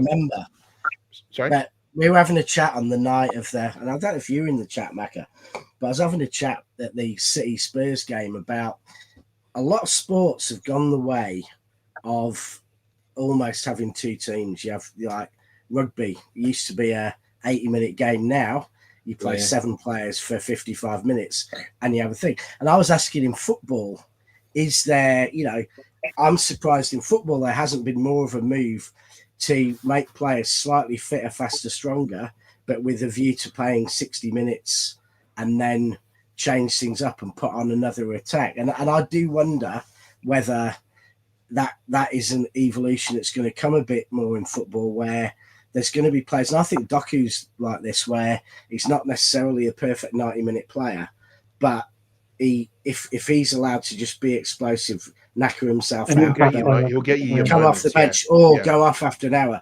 I'm starting to think, and these late goals are coming because of teams getting tired and less fitness, and that's going to mean more substitutes. So I do wonder whether that is going to become more a part of football. Good point. 5 subs. Yeah, that was the Brighton did it against us. Brighton, 4 of them. 3 or 4. That's 4 right. subs Yeah. against the game. And so I think that's going to start to happen a bit more. So I think your late goals thing is going to happen. I think there's going to be a bit more substitution, a bit more changing. But Rich, you've got to have a good bench as well, though, mate. Yeah. You know, and we will have when we get them fit, because we've got potentially a phenomenal bench. It's just a lot of the great, you know, Marmoushis and Cherkis and people who could be on the bench to totally change a game haven't been fit. But imagine a game where you've got Foden, Doku, and Haaland, and you could bring on Marmoush, Cherki, and Bob, or Marmoush, Cherki, whenever you needed. Yeah. Of course, you're indirectly saying we're nothing until John Stones is back fit. Well, no one's anything without John Stones. Yeah, exactly. The Champions League fixtures coming up. Yeah, Mackie, you mentioned Villarreal away. Again, away in Spain, never easy. But I'm looking at that Monaco fixture. And I'm thinking to myself, and you had a look, they got absolutely battered by Bruges on match day 1. Yeah. I think good opportunity for us to go there, hopefully get a result, and at least get ourselves in a position where we could probably sit ourselves in that top 8 for a few weeks to come, at least, or at least when the fixtures start getting a little bit more difficult, at least just set ourselves in a good position for the automatic qualification for the next rounds. Oh, mate, I absolutely agree. I think both games are definitely winnable. No need to underestimate either opposition. I just think that we've got a nice opportunity to really drive the momentum forward, win, positive draws, win, you know, just get in that habit. And I have to say, when I saw that draw, both Monaco and Villarreal, cracking away days, cracking away nights, I'm really envious of those, based in Europe that are able to go to that, because you've got Monaco, you can have some brilliant night in Nice and just get the train in cheaply. And have a couple of days in Benidorm and go to Villarreal, man. That's going to be pretty special. Marco, do you know I'm going to try and do the one in Bodo Glimt up in Norway? Yeah. Well, mate, you like the colder weather, don't you? And your northern lights. Yeah. I like the sunshine and then the French beer. Sunshine. Yeah, my snow jacket from Amazon. The zippers have still got some structural integrity to them, so I thought I might put it to one last good use. Yeah. Well, and Norway's always good for a $40 pint. So, yeah. Yeah, mate. I remember. Huh? Hey, at least you do it under the Northern Lights. Yeah. I said when I came over in '99, I said it's sod's law. They started winning things when I came over here, and I miss all these European trips, Davey says Monaco twin with Macclesfield. Which would you choose? It's a tough one. Oh God! I remember I went to. I think you're spoiled for choice, mate. No, I think it's Monaco twinned with Bowden. Hale. You're not wrong. You're not wrong. I went to a meeting actually in Nice of all places, and I think it was the week we won the League Cup against Arsenal. So I was at Wembley on the Saturday or the Sunday? It was cold. It was one of the coldest marches ever. Was that the Centurion season? And then we played them. We played them at the Emirates 3 days later and beat them 3-0. We played them at the Emirates, yeah. Yeah, and so I was watching. It was so cold that they thought there was going to be snow, so they made the lines on the pitch blue. That's right. They made it blue. Yeah, I remember that. Yeah, and I think Bernardo and Sane absolutely tore Arsenal to pieces. 22,000 loyal Arsenal fans turned up that game. Yeah, and so if they're ever telling you we're a small club, just remind them of that attendance. But what's funny, Mac? Before you go on, I was just looking at the Wikipedia for the 98, 89, 90 season, with the anniversary, and every time you go through all the fixtures, every time they're at Main Road, the minimum number you see for a crowd there is like 25,000. Yeah, absolutely. Every game is like 25,000 at Main Road. That's just that's glory days, mate. Yeah. We were beating Luton 3-0. That was a big win for us. Yeah, and then we averaged 6,000 away as well. Great days. Arsenal away was 4-0, unfortunately, in the yellow kit that same season. How good was it when it was standing though? Like, when you were standing on the kip action, you were standing at away games, and so you had big away crowds because they were standing. So the clubs weren't just thinking about the money. Because nowadays, because of their 30 quid a ticket, which is great, teams don't want away fans, the minimum possible, because you get more money from home fans. It was all cash through the turnstiles, Rich, remember? It was. Yeah. I think that was the last season that Arsenal had a juniors away turnstile, because I think there was something like 4,000 juniors went in that day. There was people, I mean, I was no spring chicken, but there was people with fully grown beards and 3 kids with them. And they were all going through the juniors turnstile because it was about 4 quid instead of 14. Yeah. I used to shit myself in the kit packs when I was a kid. Jesus. They always used to say, stand in front of the bar. Was it a very intense experience, was it? Yeah. Yeah. Oh. Yeah. Yeah. They always used to get told, stand in front of the bar, don't stand behind it, because you'd get crushed. Yeah, exactly. Davey says here, the terraces will never be forgotten. The surge, swaying people pissing up the back of your leg. I'm with the generation. That was Derby down the care packs, wasn't it? It was just like you just went where you stood, otherwise you'd lose your spot. A little bit younger than you got, but when I was had the season ticket in the care packs was when we had the fences. I'd be down the front, like as a kid, watching through the bars, like you're in prison or you're at a zoo or something. And you were holding on the bars watching through. And then, like, that was a kind of bizarre experience. That was only for they only did that for the Derby games, though, didn't they? No, there was a couple of seasons where we had. It was on the kit packs. If you were standing there, Rich, I'd be a little bit worried. Certain games, because you'd probably come home with the occasional, like, grid on your face. Yeah. Yeah, there were a few where it happened, but obviously, when did that happen? Wasn't it from about 85 to 89? because obviously Yeah, I they think, came down after Hillsborough. But I think it was Chelsea- mid-80s they went up. Yeah, Chelsea came down, didn't they? Was it about 86 when we were in the second division? And they had a big they pitch started invasion, putting so them up the bars. they put them up on the Platt Lane and the North Stand after that. That's right. Yeah. And it was like Davey lost his shoe again. a lot. Davey all lost his over shoe the in the country. Galley Gate.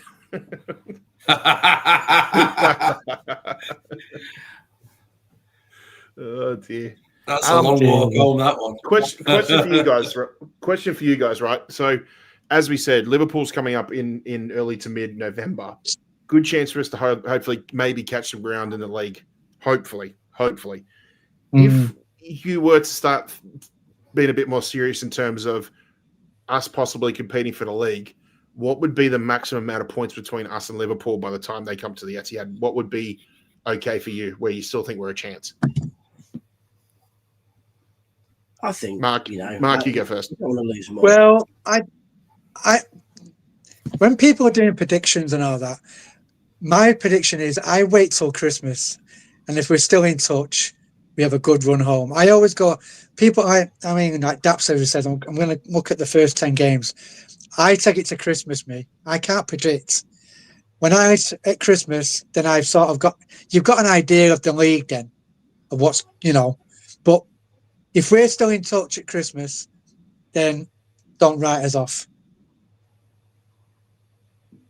Yeah, that's and me. Let's be honest, we've lived through 8 points behind Ferguson's United with 6 games 5 games to go, was it? We 5 were or 6, 7 points behind weren't we Klopp's 11? Liverpool. Yeah, we're 11 points behind. And that Liverpool Benito team Ecker. was incredible compared to Rodgers this one. Liverpool. So, things can change. Things can change dramatically. So you've just got to be within sniffing distance with 5 to 10 games to go. I mean, obviously, it's the old cliche, isn't it? It's not how you start, it's how you finish. Yeah. Yeah. We can't You know what I mean? 15 points behind. We're not going to make up 15, but we can make up 8 or 9 points after Christmas if. Yeah. But would you like to see the gap close a little bit, just to see at least we're on the right track. I'd like Liverpool to. I want Liverpool to lose every game, Pat, and City to win every game. So, I'd like that's a given. Yeah, beggars can't be choosers, but yeah. Why I don't predict it as well, Pat. I leave it to Christmas. Is you've got the internationals as well, and you don't know what's going to happen in them, and who's going to be available. So I never predict it that way. These internationals just get in the way. Yeah, and you don't know who's coming back. Because we've still got 2 more for this calendar year, don't we? We've still got 2 more internationals. That's what I mean. Like, yeah. And I say, mate, the key for me is we've got to send them a message when they come to us. We can't fanny about. No. It's got to be destroy them, and whether that's 1-0 or 3-0 or 4-0, destroy them 1-0. I'd be happy. Yeah, and there's also what happens with your players. Like, if you told me tomorrow Gravenberch or Van Dijk had a 6-month injury, I'd be confident we could pull 12 points back on them, no problem. If you told me tomorrow Haaland's out for 3 months, I'd be like, we're not going to make the points back on them because, it's vital that we get our best players playing, and that decide like last season, like we were timed up, but if we not had the injuries we had, we wouldn't have had a season like last season. We may not have won the league, but we would have been competitive. The same in 2020 when we were playing. I've said this before, Rich. If Laporte wasn't injured long term, I still think we would have only finished 5 or 10 points back. Not that huge gap. When you've got elite squads with world class players, it doesn't take that much. Like, imagine Liverpool had lost Salah last season. They would have, Salah won so many games for him. He'd have been injured. Happened to him when they did lose. It wouldn't have happened. Yeah. So it's going to so much will depend on fitness, the squads, what happens. Yeah. And that's right. Yeah. That's why I can't predict it, because of the, who's fit and who's, these internationals. So I just wait it out till Christmas. Just keep playing. It's like Arsenal. They finished second how many times? And the elephant in the room, they always wanted a striker. Now they've got a striker. They've got no excuses whatsoever. Do you know what I mean? They've got what they've wanted now. Yeah. And but they Do you should think go this one is the step now or never further by season for right. Arteta at Arsenal now, Mark? Do you think this is the now You or know. never season? Yeah, well, that's it. That's true. That's it. Yep. No excuses now. But there's only can how they go long one can you more? play? How long can you be a top player and play and not win stuff? How many years before Saka or Saliba? Well, no, maybe not Saka because he's a local lad and all that, but how long before Saliba thinks I could get Real Madrid and win something? How long does he have faith that Arsenal are going to be the one to win it? Or Gabriel thinks I can go to Bayern Munich and win something. I mean, it's going to happen.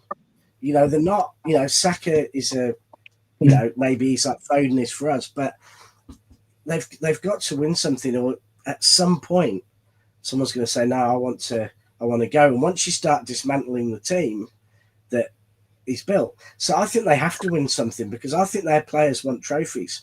They think they're the equal of City and Liverpool, and yet they're looking at their equivalents with massive trophy cabinets, or maybe not Liverpool. Funny enough, I was listening to LB, and he said he was talking about that being players. You're not winning nothing. He's saying put the money on the table for Rice. He's got 2 years left. He's not won nothing. And like what you said there, they're not winning. If he doesn't extend, it's going to force their hand. They're going to want to try and recoup as much as that 105 million. Do you know what I mean? Well, pay the money. Like, you want to win. Cisco says Saliba. He reckons Saliba's going to go Real Madrid sooner rather than later. And I'll probably agree with you, because even if they don't get a contract, he's going to want to have the trophies to complement the contract as well. And I mean, Real Madrid only bolstered their defense this season by getting Huijsen from Bournemouth. Besides that, it's Militao who gets injured every 7.5 minutes. You've got Alaba's 35 now. Like, they're going to come knocking for these players. They will. Yeah, that's right. If they don't win out, go put the money on the table for Rice or Elise. Just break the record for him. You know what I mean? I know he plays on the left, but the only thing I don't like about that, Mark, is just it's who are trying to buy him off, and buy him just to play hard. Just play hard with us all the time. We've got to buy these players now just to keep in touch all the time now. Yeah, no, I mean, you also think about it, it's just like we know that the big European clubs have never done business with them before, and the closest we came was Rodrigo this season, probably. That's about it, really. And, unless Viana's got other ambitions for this club, I'm really not too sure yet. So for me, it's just until we start seeing a change in the transfer, the dynamic in how we do transfer business. For now, for me, I just don't think we'll do business with European clubs. A centre half, right back, and a midfielder with a bit of bastard in him. That's me. 3 of them. Well, Davies mentioned Adam Wharton from Palace. I don't know about Wharton. Everyone's talking about Elliot. Number 6. Everyone's talking about Anderson, aren't they? Yeah. With Elise, right? He was at City, and he left quite quickly. So why did he leave? Why did he leave City for Reading? So, did he not like Manchester? Did he, So he was young, there. a couple of people around him. Yeah, don't know. Yeah, Did he go in the first team at Reading? Was it first team football then? I don't know. No, but he was in our academy. I suppose when you look at players like that, you've got to think of the Jadon Sancho effect, where it's like they know they're good enough for the academy, and then if they're not going to get first team, then they're going to want to go. But he was only there for a year. No, I'm just using him as an example. I'm using him as an example. Yeah. I'm saying he was there for a year at City, and that was a funny one, just to be there for a year, and go to Reading, Chelsea, City, a year at City's academy. Then I don't know. I'd like to know a bit more about that, because that's a weird one. Cisco still thinks we should go in for Paqueta as well. I mean, he's certainly going to be a lot cheaper than what he was when we wanted him. So, I mean, isn't he? I can't see it being, low risk, potential, high reward. There's a possibility of that, too. Guys, I think we'll wrap it up in a few minutes anyway. But now, look, I've got to say, just again, for me, just when you think about what was happening when we came out of Brighton, we were a lot of concerns about just the derby, never mind the other 2 fixtures. But as we said at the top of the show, to come away with these performances. I mean, if in a perfect world, if I'd switched that draw at Arsenal for Napoli and we won at Emirates, then that would have been as perfect as it would have come. But we might stay on for a few more minutes because Martin's just decided to join us. So we will look You know forward what to I seeing want to him see, Pat? shortly. What I can't wait to see? I can't wait to see Doku cook Walker against Burnley. That would be a very Interesting, won't yes. He's not That'll seeing the be world good of light, is he? Actually, wasn't No, thinking that'll be about that. good. Yeah. and then what bet he'll start Savio on the left. Yeah, just want to see that. Yeah, Carl's be not good. saying the world of light. Yeah. I don't know. It'd be good to see that. I haven't watched a minute of Burnley this season. So I am curious to see if Kyle Walker's still got some legs. Mate, you haven't missed much. I'll tell you what I've seen of him. Very orderly. Very Yeah. orderly. Okay. I think they'll be They- going down. Won't they? They've got nothing at all, Burnley. Mm. But Got Yeah, more it's the weird fingers one with than you Burnley, have, isn't it? mate. More fingers than you have. That's all I'm saying. Well, it's more of He counts it's to much 14, it's most much of of a them. cricketing city, mate. So I'm surprised with the extra finger they can't put more spin on the ball. Yeah, I'll tell you, that's Imagine a tasty if Shane derby. Warne was from Burnley. against Bloody Blackburn. hell! If Shane Warne was from Burnley, Australia wouldn't have won the Ashes for about 35 years. Yeah, it's like He's- one thing I'll say for Burnley is it's a place where I reckon it must be the town where the most fans support the local team in the Premier League. There's a lot of Burnley fans in Burnley. Like, yeah. I mean, I know there's a lot of, but they seem to really be quite close in, and all the fans come from really close in. Yeah. Well, I did Burnley away in the Centurion season, and beforehand everybody was saying, "Oh, you're gonna be in for a rough one up there." And yeah, sure, you can tell there were some rough bits here and there, but I had a good little day out. It was a nice little ground. I mean, the fans were great, especially when I've been hearing I was from Australia. They just want to talk about cricket 24/7. But then at the end of the day, like after the match, we ended up stumbling upon this absolutely gorgeous little gin bar. We ended up staying there until I think we ended up getting about the second or third last train back to Victoria Station from there. I think we got to a point where they basically kicked us out with broomstick handles. Probably We stayed in that venue for so long. Yeah. I think Probably the Phoenix Club, wasn't it? And you were just tricked into thinking it was a lovely gin bar. No, piss off. I'm gonna check the name of that bar actually, so at least you can next time you go up there you can have a look. To be fair, I know. not many Australians come over and think I'm going to go and do a bit of tourism at Burnley. So you're probably a bit exotic and exciting. Yeah, true. You mentioned most Blackburn. banks only go there if they've got lost. When you mentioned Blackburn was the best piss up day for me. Always brilliant day there. Which you one get was off that? the Sorry, Mark? station. The Blackburn with Richmond. Oh, okay, Blackburn. yeah. And Blackburn was the best piss up day. You always get off at their station before, so you miss the escort, and it was a Darwin station, and then you just walk and do all the pubs to the ground. The best day, Blackburn. Brilliant. I think both them towns literally are the towns that time forgot, though. I've met some really good lads from Burnley actually after Manchester games in Manchester. Top lads, and you're right, Rich. A lot of those locals are really fiercely Burnley fans. That's right. Yeah. But gee whiz, when you go there, it literally is like stepping back into 1940. It's just unreal. Yeah, I think the worst place I've ever been for that was Rotherham away. Like that is Rotherham's like bloody hell. 1940, if you're lucky. That was pretty scary. I tell you, my away game I always loved was QPR. I love Loftus Road because there was I went to Loftus Road. In the home end, so many pubs, and it was it last season? Dodgy area, best London away trip was 2 seasons ago. Because I had tickets to go to Luton in the league, and because it was on a Sunday, I'd stayed the night in London the night before, and then my mate and Neil Adshed, who Mackie you remember from Sydney Blues early days, he was over at the same time as me, and he said to me, he goes, "I've got a ticket to go see QPR." QPR were playing Hull, and Liam Delap was playing striker for Hull, and I said, "Yeah, we'll come over." And great little ground. I agree with what you said, mate. Great little ground. I love how you can't see the ground until you're actually walking through the turnstiles, basically. Like it's all covered by the housing and everything like that.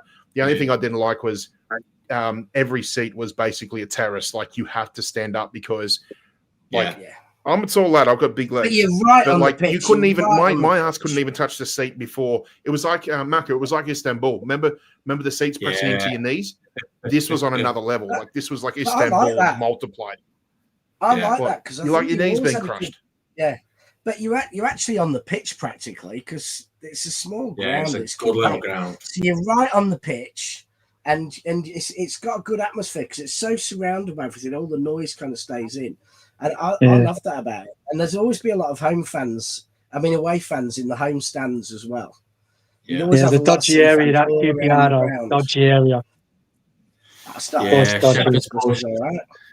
Night games were a bit ordinary sometimes there. We went in a transit van. We went in a transit van one, I think it was a night game, and we parked it in the wrong spot. When we came back, one of my mates ended up in a coma. We had to go back to the hospital afterwards, and the police says you just walked into a no-go area, and it was not like no whites allowed. Like we didn't know. We just packed the van up. You know what I mean? Yeah. So he got a concrete slab on his head. So the bad QPR, the dodgy area. We just parked in the wrong spot. But that's probably like because it's actually got some very nice areas near it as well. Because like you got Hammersmith and Shepherd's Bush, and Shepherd's Bush Green's like pretty nice, expensive area. So I guess like a lot of London, you've got some really. You get some rough parts right next door to really posh parts. But there you go. Feels like some cities in the United States are like that too, where they say, "Oh, don't go left at this corner instead of right." And you feel like London's a bit up. There's a lot of parts of London are a bit like that too. Yeah. You don't get it. Like it's a thing that has actually fair. On being on the Aussie channel, you just don't really see it the same way in Australia. Generally, like if you live on the posh northern beaches like Macramie, you have to drive about an hour to find somewhere rough because it's Australia just kind of. Well, ladies and gentlemen, Rich always makes sure he takes 2.5 hours to find it. So it's all right. It's the same. It's the same in Manchester, though. You know what pubs to booze Manchester, and the pubs you don't booze in. Really, You know what I mean? I grew up on Fog Lane Park, but I was on the posh side. And the kids the other side would have been like, it was burnage, it was rough. So we'd go to the park and we had to stay right on our side or we'd get a slap. That's it, isn't it? Yeah, you had City pubs and United pubs. The kids of posh Withington and Didsbury were not the same as the kids of Burnage. I probably had my football nicked by Liam fucking 100 times. Okay, Jack and Audie be rich. Good, thanks, man. How are you? I'm very good. It's nice to see everyone. I don't see you anymore. Feelings mutual. I don't see anyone anymore. Can't see you now. You knew what you were getting in for when you gave us our own show. Jesus, their own show. We don't come on anyone else's anymore. I said. Yeah, well. Anyway. What talks about? Sorry, I've been asleep. I'm not gonna lie. Not because I've had a bad night. Yeah. No, we know, mate. Yeah, you're all good. We kicked off actually because today is the anniversary of the Main Road Massacre, 5/1. Yeah. Just wanted to get your thoughts as a young Martin. Were you there that day? Yes, I was. What's your memories? How old were you? How old was I? I was actually 6 going in 7. 6, nearly 7. There you go. Yeah, I was born in 1982, Rich. I wasn't born in 1990. Any thoughts? Yeah. Any memories of it? For what you remember when you're 6, it was very, very good. I wasn't into football as much then. I didn't know a lot of the players. I learned the importance more after it. When you grow older and you realise, because at 6 years old, you get it, but you don't fully get it, do you? Well, you have your own way of understanding it, yeah. Yeah, and only you that's know the that. thing. Yeah. It's a weird one. It's a weird one, but no, 5-1. It's Andy Hinchcliffe. Just that header just stands out. Do you know what I remember more? It is, and I do remember the old Ricky Platt. And you'll all know what I mean by that. The Kippax full voice. Can we not get the Kippax back? Can we not get the Kippax back to the A? I do miss it. I do miss the old Kippax. And I get it. I know what you're trying to do. I know what you're trying to do, Martin. You're trying to create a movement to make your family stand the new Kippax. No, we have Kippax corner. You are. You're going to make it your Kippax family North stand. How much does the South stand hold? Old. Yeah, how much? How many people? How many people? Oh, does it hold about 25,000? Yeah, about 18 or 20 odd. 18 or 20 odd. Because the Kippax was what? Kippax was 26, wasn't it? Yeah.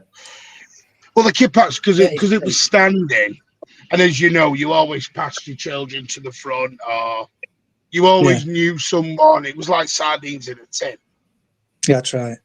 And obviously, the Taylor What was the full capacity? 26,000 the Kippax, and was about 32, 33 was the entire capacity. So, no, it was bigger. No, it was bigger than. Oh, okay, right, all right.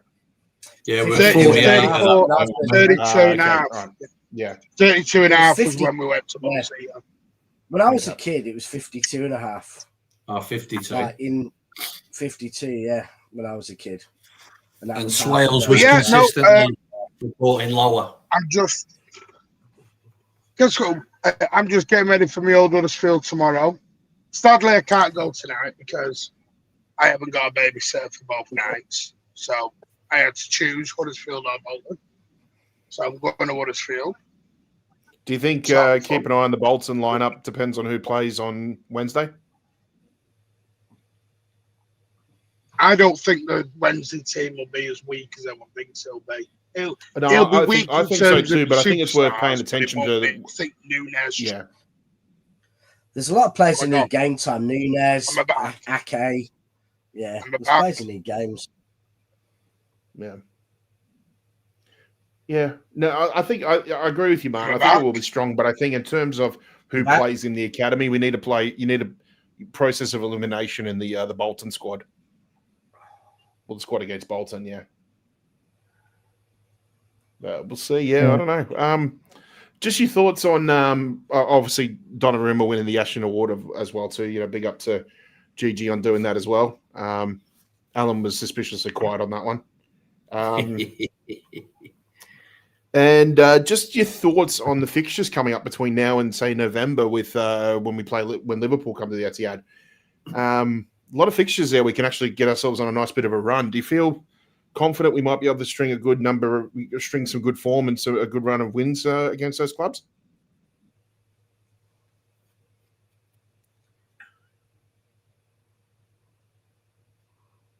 No, I think he's having problems. He's probably got a phone call, so it's probably got extra windows popping up. I wonder what's happening with our injuries. Like how long till we're going to see Kovacic? I'm back now. Sorry about that. With our injured players, like obviously Cherky's got 6-8 weeks, and Ike Nouri's got 4 weeks and stuff. But what about Kovacic? How soon till Kovacic is quite close. He's quite close. Any more news on Kuz? Yeah, what about Kuznov?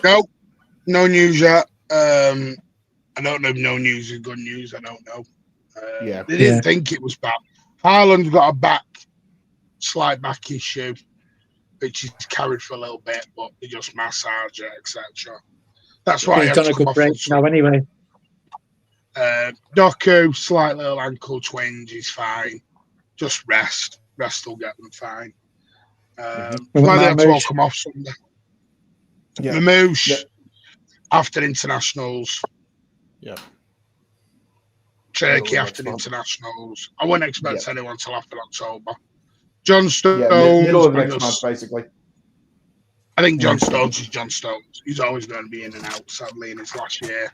But we can't risk him against Huddersfield. Yeah. It's not worth it. It just makes you appreciate it even more. Do you know, Huddersfield, I think it will be quite strong. I think it'll be Rico right back.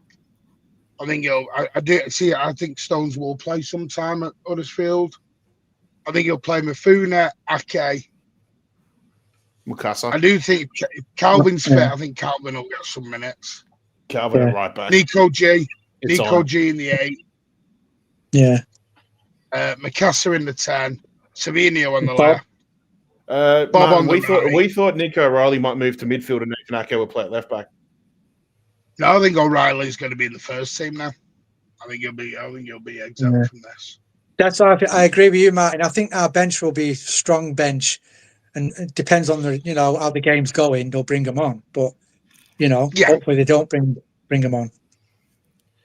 Yeah, I actually do think. I think it'll be a lot stronger than people kill me. Yeah, and just asking you about the fixtures now coming up, because obviously we've got 3 big fixtures out of the way, and all 3 of them had a lot of positives from them. But when you look at what we've got coming up between now and when Liverpool come to the Etihad in November, a lot of fixtures there we can get at and hopefully get ourselves on a run and maybe close the gap against Liverpool. Yeah, one game at a time for me. We should. I totally understand. Yeah, you got to start somewhere, but there's a lot of things that we can take from what we've done over the last 7 or 8 days that can really be. Put towards a really good string of form. Yeah. Yeah, I'm positive. Maybe it's because I think we're outsiders for the title anyway. If we land there, we'll land there. Yeah. We'll see what happens. But I've been over the moon with the last week. To beat United, to beat Napoli, and to be 2 minutes away from beating Arsenal with and listen, it was a defensive masterclass from the 60th minute onwards. It was just a shame Haaland and Doku ran out of steam and fitness. Yeah. It is what it is. And it takes one little bit of brilliance, maybe a bit of an issue with 1 or 2 of our players, but mistakes happen in games. Yeah. Yeah, and I think it's just a chance. We've got 3 unbeaten. Go at Huddersfield. Let's make it 4 unbeaten. Burnley, 5 unbeaten. Start to put a real run together. And before we know it, that's how I think we need it, Rich. No, Rich, I don't think the team needs it. I don't think the team needs it. I think the fan base need a run. Yeah, I think you're right, mate. But I think that's how we'll get playing the football that we want. Yeah. No, but I don't even think the team. I think the team are happy and fine. I think the team are ignoring the outside noise. Yeah. Do you know what it is, Martin? I think we need at least we need to win. We need to at least win the next 3 league matches. Hopefully, get wins against Monaco and Villarreal in the next rounds of the Champions League. We set ourselves in good stead, in good position, in table wise. In terms of the league table for the Champions League and the league table for Premier League. And I think everybody will just be. They'll just look at everything with a bit more positivity and just feel a bit more. You just feel a bit more positive about everything, basically. We just need 3 wins, won't we, in this group, and then we'll be safe. Well, I'd say 4 more wins. I think 15 points gets you out, or guaranteed. Okay. Well, I'll be honest. See, the thing I look at Arsenal very different.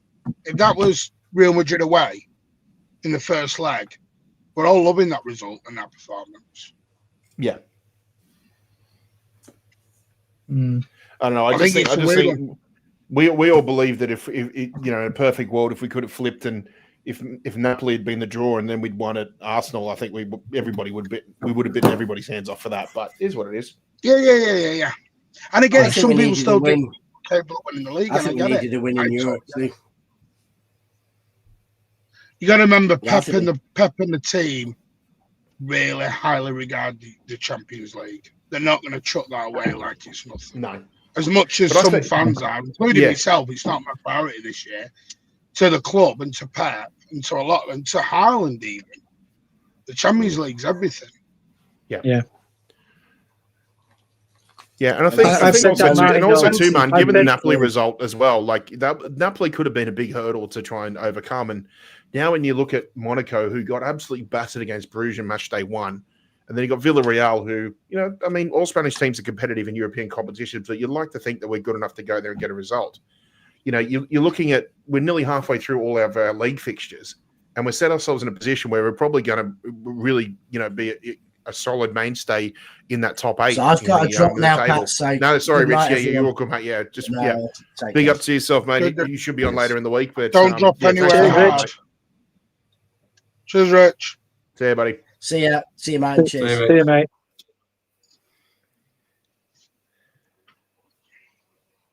Yeah, I just think if we get good results against Monaco and Villarreal, it'll just set us up for the remainder of the league stage of that competition.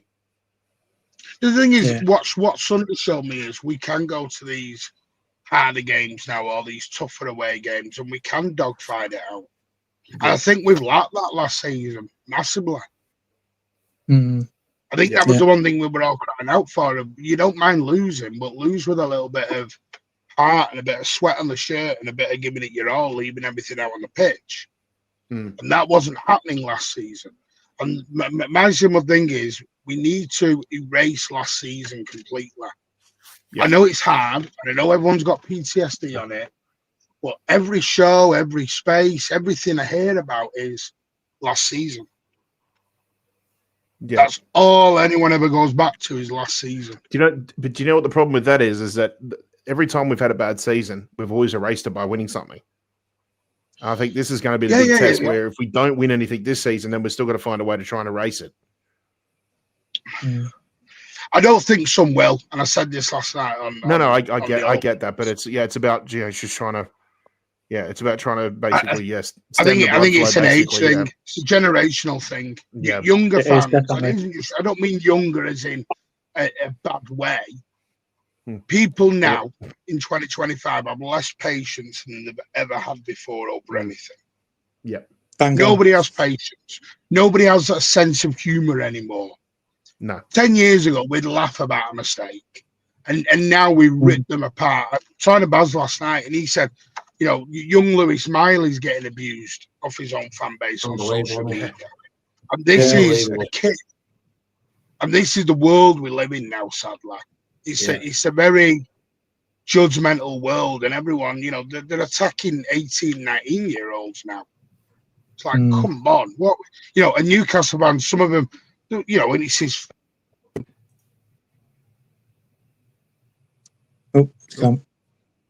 You right there, man? I was I got a phone call. No, you're right, mate. Newcastle United.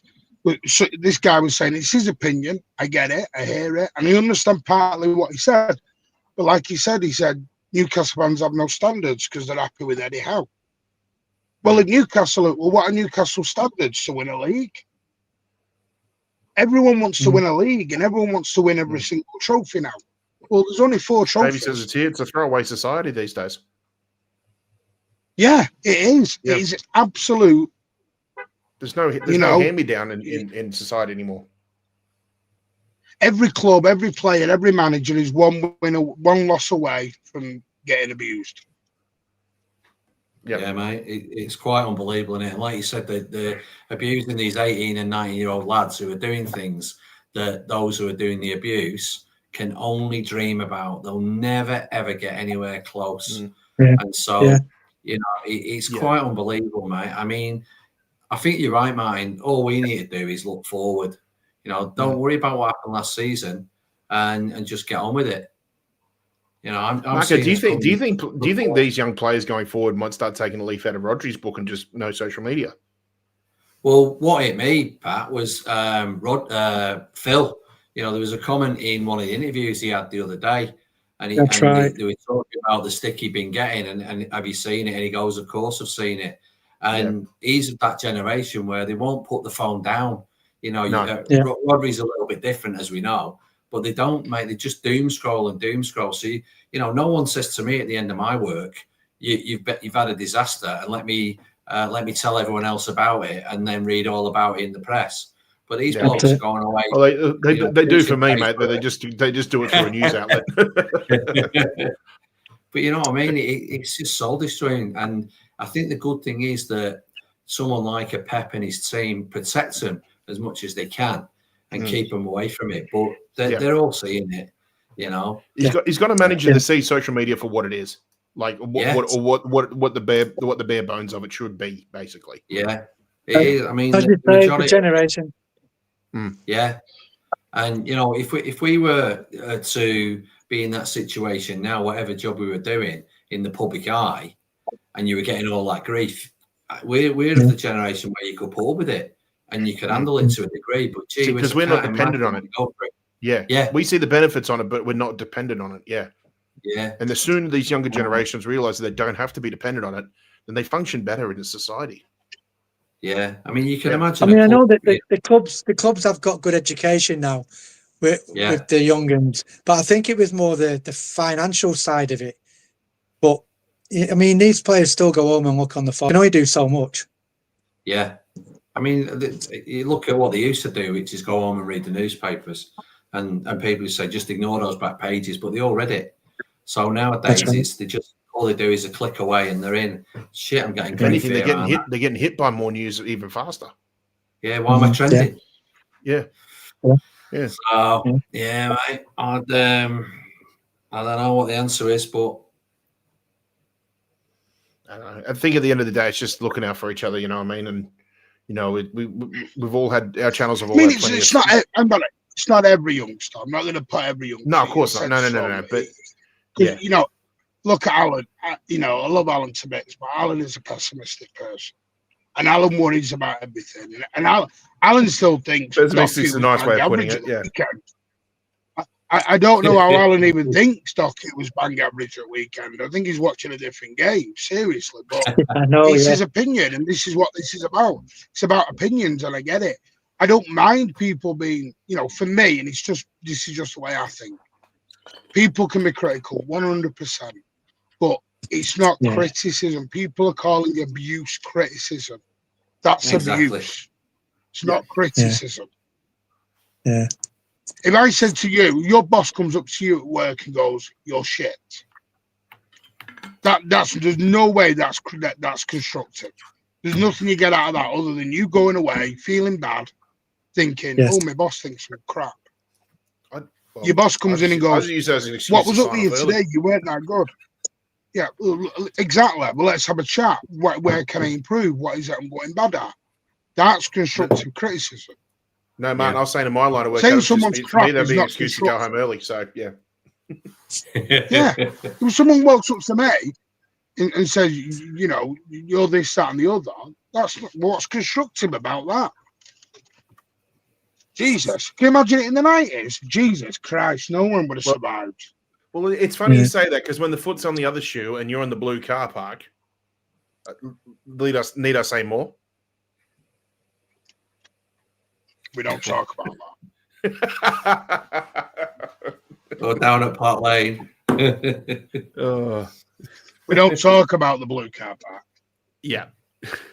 Yeah, Martin has a lot of issues with getting parking at the ground on match days. Yeah. Oh no! Get parking. It's getting out. I mean, just what you have to deal with. Yeah. That's where certain people. Is getting in is getting into the car park just as difficult as getting out, depending on like what time of day you. No, getting in's easier. Okay. It's getting out. Oh, right, okay. They have the same problem at Old Trafford, Martin. But it's normally about 40 minutes before the end of the game. They won't let them out at all. They're all desperate to get out. Yeah. So it's usually the way. No, but I'm over the moon. Listen, there's a lot of positives. Yeah. Hopefully we'll have some Foden's contract soon. Rodri's contract's going along quite nicely. Mm-hmm. So, yeah, he's not going to Real Madrid. He's not going to Real Madrid. Let's park those little phase up. Gavardio, due contract talks. Things are looking promising. Yeah. We're going good. Yeah. No, anyway, right, I'm going to shoot part. I just want to say hello. No, you're right. We're going to wrap up anyway. So just quickly, mate. Stateside Blues. If anyone wants to come and join me, by the way, just quick, I'm on a show at 2 p.m.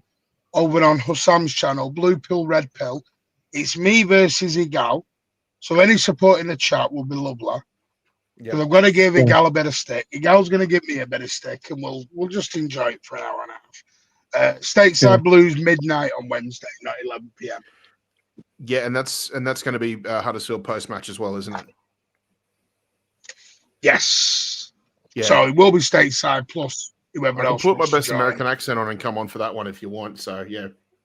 Yeah, it's fine. And then Thursday night chat, we'll be back Thursday 9 p.m. Yes.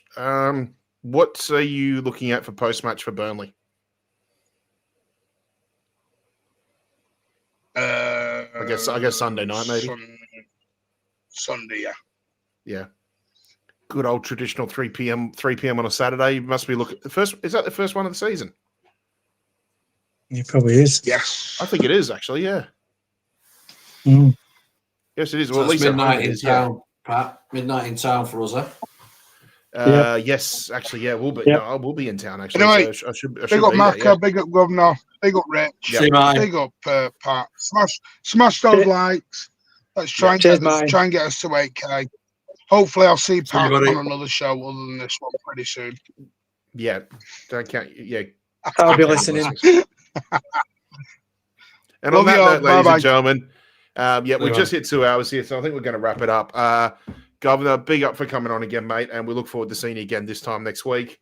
Macca, always a pleasure, mate. We'll hopefully see you next week as well too. Thank as you, I said, buddy. I'm sure I'll see you at Cheers in downtown Sydney on Saturday night.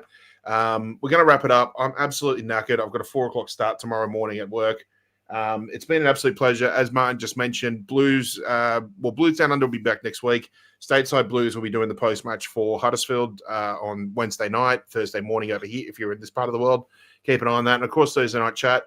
Just keep checking our YouTubes. Thumbnails will be up. Times will be up. Keep an eye on everything.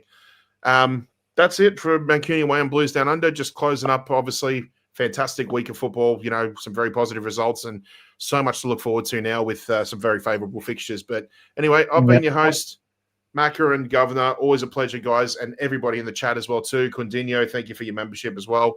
We'll see you next time. Thanks for everything. Take care, and lads. we look forward to Take more care, Blues boys. Down Under in the near future, guys. Take care and come on, Setsy. See you soon. See ya.